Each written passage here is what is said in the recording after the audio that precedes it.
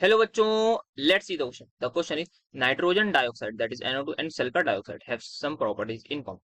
Which property is shown by one of these compound but not by the other? So let's get understand the key concept. So key concept जो हमारे पास use होने जा रहा है इस question में, that is going to be my properties of NO2 and SO2. तो ये हमारे पास की कंसेप्ट इस क्वेश्चन में होगा यूज. तो आइए समझते हैं. सबसे पहले यहाँ एक सेक्शन ले लेते हैं हमारे NO2 के लिए, दूसरा ले लेते हैं SO2 के लिए. यहाँ पे एक कर लेते हैं लाइन ड्रॉ. तो अब यहाँ पे समझते हैं. तो सबसे पहले दे रखा है soluble in water. Yes, they both are soluble in water. क्या होता है जब भी nitric that is NO2 react करती है मेरे पानी के साथ, तो ये बना देती है एसिड दैट इज HNO3 साथ में HNO2. और ड्यू टू दीज यहाँ पे ये जो हमें दे रखा है दैट इज माई, यहाँ पे पहले मैं 2 लगा के इसको बैलेंस कर दूं तो 6. तो यहाँ पे 2 2 4, यहाँ पे सॉरी HNO2 आएगा. हाँ, तो यहाँ पे ये रिएक्शन हो गई बैलेंस. तो यहाँ पे हम देख सकते हैं एसिड बन रहा है. और यही हमारे पास एक रीजन होता है कि एसिड रेन जो होती है उसमें भी हमारे पास यही एसिड्स हमें मिलते हैं. तो it also causes acid rain. ये हम फिर हमें मिल जाता है H2SO3 that is sulphurous acid.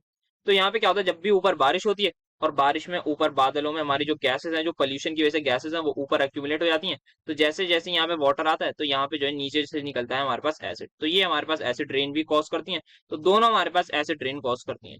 Acid rain ये भी कॉज करती है और ये भी कॉज करती है हमारी acid rain.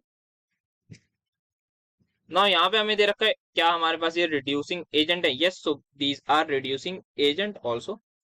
Y? Because nitrogen हमारे पास यहाँ पे +4 ऑक्सीडेशन स्टेट में. एंड वी नो नाइट्रोजन की जो हाईएस्ट ऑक्सीडाइजिंग ऑक्सीडेशन स्टेट होती है दैट इज +5.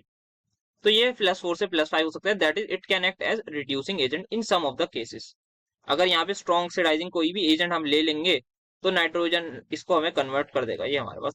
सिमिलरली सल्फर की अगर हम बात करें, जो सल्फर है इस वक्त वो हमारे पास है अगेन +4 में. तो सल्फर की हाईएस्ट ऑक्सीडेशन स्टेट इज +6. तो सल्फर हमारे पास +6 में जा सकता है, जैसे कि SO3 में जाता है +6 में. तो अगेन ये भी हमारे पास एक रिड्यूसिंग एजेंट की तरह काम कर सकता है. बट यहाँ पे जो है हमारे पास SO2 जो गैस है हमारे पास, इसकी एक बहुत ही इंपॉर्टेंट प्रॉपर्टी है दैट इज एंटीऑक्सीडेंट. whereas NO2 is not an antioxidant. तो ड्यू टू दिस ये एंटीऑक्सीडेंट नेचर की वजह से ये यूज होती है हमारे पास as food preservative. Food preservative की तरह ये यूज होती है.